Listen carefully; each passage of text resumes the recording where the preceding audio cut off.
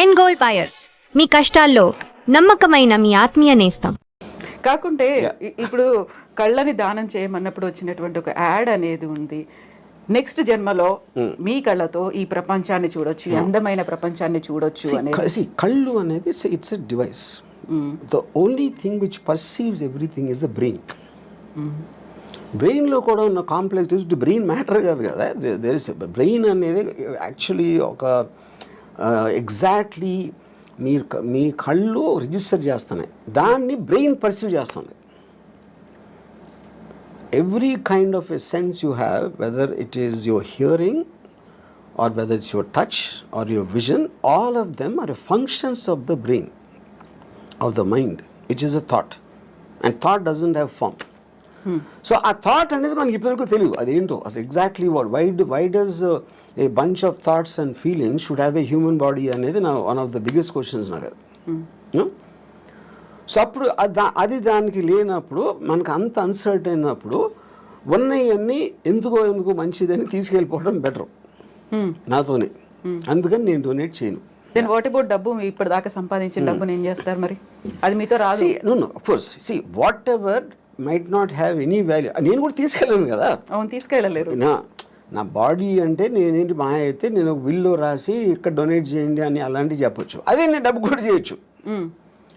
అది చేయకపోయినప్పుడు they will send me as it is. But money and this మీరు మీరు చెప్పకపోయినా సరే it will rightfully go to whatever the legal aspect of the hereditary laws ఏదైతే ఉన్నాయో దానికి వెళ్తుంది. So I'm not in control of that. నేను బతికున్నప్పుడే ముందే నేను అనుకుంటే ఇస్తాను, అది ఎలాగే ఇస్తారు కదా, చాలా మంది చేస్తారు. వాళ్ళు దానాలు ఇవ్వచ్చు, ఎవరికో రాసేయచ్చు, ఏదో చేస్తారు. Anyway that happens. సో ఇప్పటిదాకా మీరు ఏ దానము చేయలేదు, చెయ్యరు కూడా అస్సలు? బ్లడ్ డొనేషన్ దగ్గర నుంచి నెవర్. నా ఇష్టం వచ్చిన వాళ్ళకి నేను ఐ గివ్ మనీ. జనరల్ పీపుల్కి నేను they have to have some connection to me.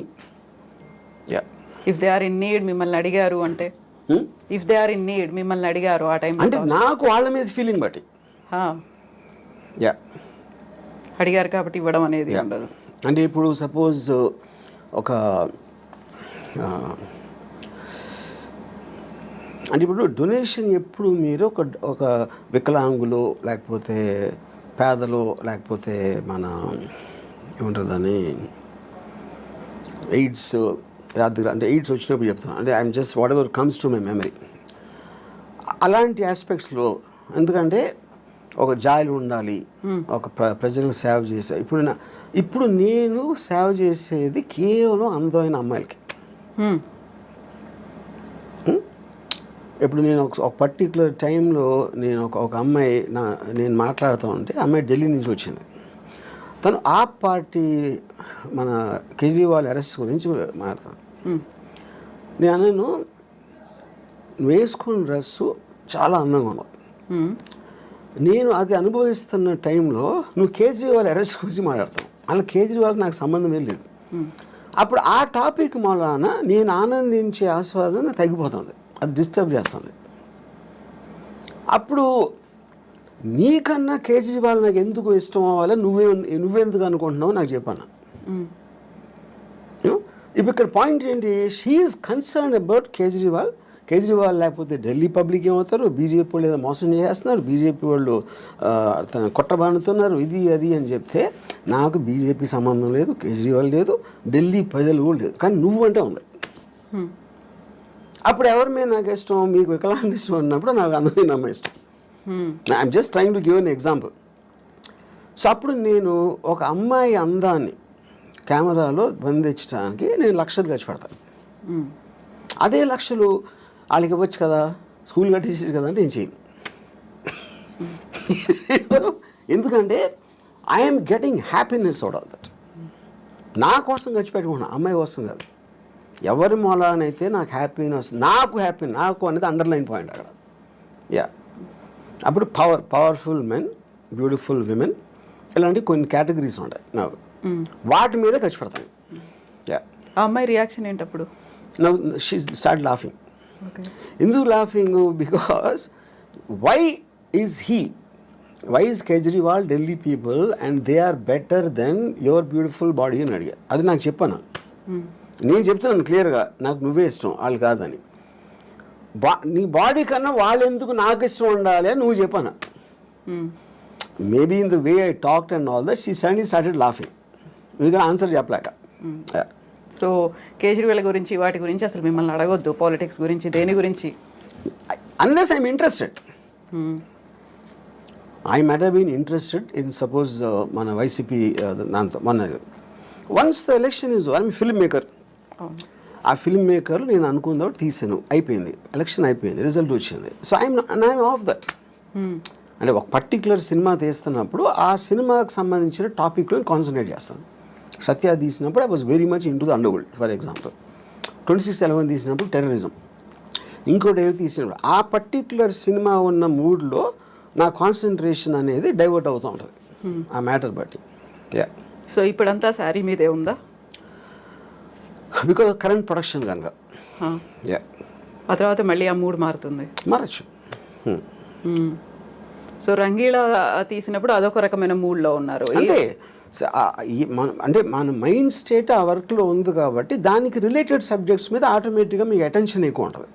Yeah. So ఈ సినిమాలు తీసిన ప్రతి దాంట్లో కూడా అమ్మాయే కనిపిస్తుంది, అమ్మాయి డ్రెస్సింగ్ కనిపిస్తుంది, అమ్మాయిలో ఉన్నటువంటి ఆ బ్యూటీ అనేది కనిపిస్తుంది. ఇంకా ఇంతకు మించి బియాండ్ ఇంకా మీరు ఆలోచిస్తారని మేము ఎక్స్పెక్ట్ చేయొద్దు, అంతే కదా? అని ఇందాక చెప్పాను కదా నేను. అంతే. My primary thing are powerful men and sexy women, beautiful sexy women. You know దానికి రిలేటెడ్ మ్యూజిక్ ఉండొచ్చు, దానికి రిలేటెడ్ ఇంకా ఏదో ఒక కాంటెక్స్ట్ ఆఫ్ సమ్ షూటింగ్ ఓ సీన్ అలాగే, but all of them are again coming back to the same thing. నేను సినిమాలోకి వచ్చింది శ్రీదేవి గారిని డైరెక్ట్గా చూడటానికి వచ్చాను, అంతేగాని మంచి సినిమా తీద్దాం, మంచి ఎంటర్టైన్మెంట్ తీద్దాం, ఫ్యామిలీ అందరూ చూడదగ్గ సినిమా అని నేను ఎప్పుడు రాలేదు. అలాంటి సినిమాలు ఏదైనా వచ్చి ఉంటే అది బై ప్రోడక్ట్గా వచ్చినాయి, కానీ అది నా మెయిన్ ఇష్యూ కాదు. ఫోకస్ కూడా పెట్టలేదు. నా యాక్చువల్ ఫస్ట్ ఇంటర్వ్యూలోనే నేను చెప్పాను, నాకు సినిమాల్లో నేను వచ్చింది Amitabh Bachchan's gun and Zeenat Aman's thighs అని చెప్పాను. నన్ను ఫస్ట్ సినిమాకి అట్రాక్ట్ చేసింది ఈ రెండు. యా. సో ఇప్పుడు శ్రీదేవి, అందుకని నా బయోగ్రఫీ గన్స్ అండ్ థైస్ అని పెట్టిన పేరు. అవును. శ్రీదేవి మీద ఇష్టం, బోనీ కపూర్ ప్రొడ్యూస్ చేస్తారు, జాన్వీ కపూర్తో తీయమంటే తీస్తారా? ఎందుకు? నాకు Janhvi Kapoor I don't connect were. So Sridevi connection ఉంది కదా అక్కడ. కానీ శ్రీదేవి గారు పర్టికులర్ పర్సన్, ఆవిడికి పుట్టిన బిడ్డ, కానీ ఈవిడ శ్రీదేవి కాదు కదా. నాకు today somebody might like her more than Sridevi, అది వాళ్ళ పర్సనల్ విషయం. ఇప్పుడు నేను నా జనరేషన్లో నేను కాలేజ్ టైంలో ఉన్న నా మెంటల్ స్టేట్కి ఐ కనెక్టెడ్ శ్రీదేవి గారు. సో సేమ్ థింగ్ ఇప్పుడు అవ్వచ్చు. ఇప్పుడు నాకన్నా చాలా యంగ్ ఎవరు 20s, 30s ఉన్నోళ్ళు దే మైట్ కనెక్ట్ జాన్వీ చాలా శ్రీదేవి గారు, కానీ చాలా ఎక్కువ చేయొచ్చు, అది వాళ్ళ ఇండివిజువల్. ఆ టైంలో కూడా somebody might like Jayaprada more, somebody might like somebody more, you know. అప్పుడు ఈచ్ ఇండివిజువల్కి వాళ్ళకున్న పర్సనల్ పర్స్పెక్టివ్ అనేది డిఫర్ అవుతుంది. సో శ్రీదేవి గారి మీద ఏదైనా బయోగ్రఫీ తీయాలి అంటే ఆలోచన? నో. శ్రీదేవి గురించి తీయాలంటే శ్రీదేవియే ఉండాలి అక్కడ, అంతే. పాయింట్ అది కూడా కాదు. అంటే ఇప్పుడు శ్రీదేవి గారి లైఫ్ హిస్టరీ అంటే నేను I want her to be a beautiful image in my mind. అలాగే ఉంది. ఆ బ్యూటిఫుల్ ఇమేజ్ అనేది నేను ఇష్టపడతాను, కానీ ఆవిడ వెనకాల కష్టాలు, అదేమైంది ఇదేమైంది ఏదో సూసైడ్ అంటే I don't want do that. I don't want get in to that space ఉంది. ఎందుకంటే ఒక పుట్టడానికి ప్రతి ఒక్కడికి ఒక అంటే నేను అంటే ఇప్పుడు నా ఏజ్లో వెనక చూసుకుని ఏమేం చేశాను లైఫ్లో, ఏమనిపించాను అని ఒకసారి చూస్తే శ్రీదేవి గారు one of the big reason. అలాగే జయసుధ గారు is very big reason. Bruce Lee was a big reason. Ayn Rand is a big reason. వీళ్ళందరి ఎగ్జిస్టెన్స్ వల్లనే నా లైఫ్కి ఫుల్ఫిల్మెంట్ వచ్చింది. వీళ్ళని తీసేస్తే నా లైఫ్ బ్లాంక్. అసలు నేను వెనక్కి తిరిగి చూసుకుంటే కొంతమంది వ్యక్తుల్ని తీసేస్తే my life is a full blank. But so the people influence me. వాళ్ళు నాకు ఆనందం ఇచ్చారా, ఎక్సైట్మెంట్ ఇచ్చారా, మోటివేషన్ ఇచ్చారా, లేకపోతే ఒక పాత్వే చూపించారా, ఇవన్నీ కూడా వీళ్ళందరూ చేశారు. దాంట్లో she is a very important person. Yeah. So ఇప్పుడు బ్యూటిఫుల్ ఉమెన్తో పాటుగా పవర్ఫుల్ మెన్ అన్నారు. పవర్ఫుల్ మెన్ అంటే ఎవరి మీద cinema? Powerful men Dawood Ibrahim అవ్వచ్చు, బాల్ ఠాక్రే అవ్వచ్చు. అమితాబ్ బచ్చన్ యాక్టర్, అమితాబ్ బచ్చన్ చేసిన క్యారెక్టర్ బాల్ ఠాక్రే సర్కార్ అవ్వచ్చు. లేకపోతే అంటే ఇట్ ఈస్ ఎవరో పోలీస్ ఆఫీసర్లు, ఎవరో gangsters, terrorist, Osama bin Laden అవ్వచ్చు. All of them interest me. Porn stars అవ్వచ్చు. Yeah, ఇవన్నీ చూసాము. కిమ్ గురించి కావచ్చు, జిన్పింగ్ గురించి కావచ్చు, పుతిన్ గురించి కావచ్చు, ఇలాంటి మూవీస్ కూడా వస్తాయా? పవర్ఫుల్ గా ఉన్నారు. డిపెండింగ్ ఆన్ అంటే ఆ పర్టిక్యులర్ మనిషిలో ఉన్న డ్రామా బట్టి. ఇప్పుడు జీపింగ్ సూరి నాకు పెద్ద తెలియదు, ఆయన అంటే చైనా గురించి అంత నేను ఎప్పుడు కాన్సన్ట్రేట్ చేయలేదు. Putin I know, but I feel Saddam Hussein is a great character. అంటే సినిమా స్టోరీకి సంబంధించిన అంత నేను చెప్పేది యూనో అలాగా డిపెండ్స్. ఇప్పుడు ఐఎమ్ ఆల్సో ప్లానింగ్ ఒక film 9/11 World Trade Center attack ring leader Mohamed Atta అని, అతని మీద ఒక పిక్చర్ ప్లాన్ చేస్తున్నాను.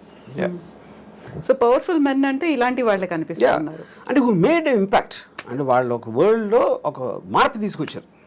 What ever it may be, negative or positive, negative positive అనేది ఉండదు ఎప్పుడు. దట్స్ వెరీ బిగ్ మిత్ అది. వాళ్ళు దే గో అగెయిన్స్ట్ ద నామ్. ఇప్పుడు హిట్లర్ సెకండ్ వరల్డ్ వార్ వచ్చిన మళ్ళానే ర్యాపిడ్ అడ్వాన్స్మెంట్ అయింది మొత్తం వరల్డ్ అంతా. ఎప్పుడైనా మీకు కటాస్ట్రాఫిక్ ఇన్సిడెంట్ వచ్చినప్పుడు ఆటోమేటిక్గా అడ్వాన్స్ అయిపోతుంది. అప్పుడు మీరు అలా చూసుకుంటే హిట్లర్ మంచి చేశాడా చెడ్డ చేసాడు కూడా తెలియదు. ఎవరికి చెడ్డ అప్పుడు పోయిన వాళ్ళకి.